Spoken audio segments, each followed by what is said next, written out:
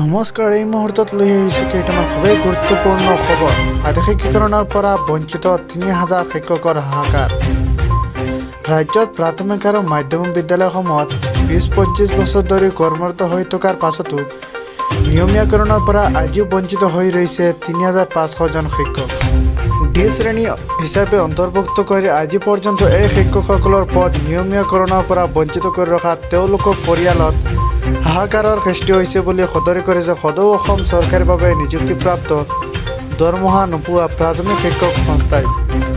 Dispur press ক্লাবত আজি এখন সংবাদমেলত সাধাৰণ সম্পাদক দিবক কুমাৰ শইকীয়াই কয় যে ১৯৯১ চনৰ পৰা ২০০১ চনলৈ বিভিন্ন প্ৰাথমিক আৰু মাধ্যমিক বিদ্যালয়ত বিভাগীয় কৰ্তৃপক্ষৰ নিৰ্দেশ অনুযায়ী নিযুক্তি লাভ কৰি একেৰাহে ২০-২৫ বছৰ ধৰি কৰ্মৰত শিক্ষকসকলৰ শুনানি লৈছিল সংশ্লিষ্ট আয়ুক্তই।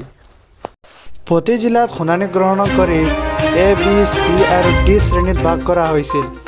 ইয়াৰ ভিত্তিত ৩৩৬ জন আৰু ৪,৫১১ জন শিক্ষকৰ পদ নিয়মীয়া কৰা হ'ল। কিন্তু ডি শ্ৰেণীৰ অন্তৰ্ভুক্ত কৰা ৩,৫০০ জন শিক্ষকৰ পদ এতিয়াও নিয়মীয়া কৰা নহ'ল বুলি উল্লেখ কৰি কয় যে ২০২১ বৰ্ষৰ ৩০ জানুৱাৰীত খানাপাৰাত চৰকাৰীভাৱে সভা পাতি ৪,৫১১ জন শিক্ষকৰ পদ নিয়মীয়া কৰা হৈছিল। সেই সভাতে ডি শ্ৰেণীৰ অন্তৰ্ভুক্ত শিক্ষকসকলৰ পদ নিয়মীয়া কৰা হ'ব বুলি ঘোষণা কৰা হৈছিল। তদুপৰি আন বিভিন্ন সময়তো আমাৰ চাকৰি নিয়মীয়াকৰণৰ প্ৰতিশ্ৰুতি প্ৰদান কৰি আহিছে। সেয়েহে শীঘ্ৰে প্ৰতিশ্ৰুতি ৰক্ষা কৰি এই শিক্ষকসকলৰ চাকৰি নিয়মীয়াকৰণৰ দাবী উত্থাপন কৰিছে শিক্ষক সংস্থাটোৱে।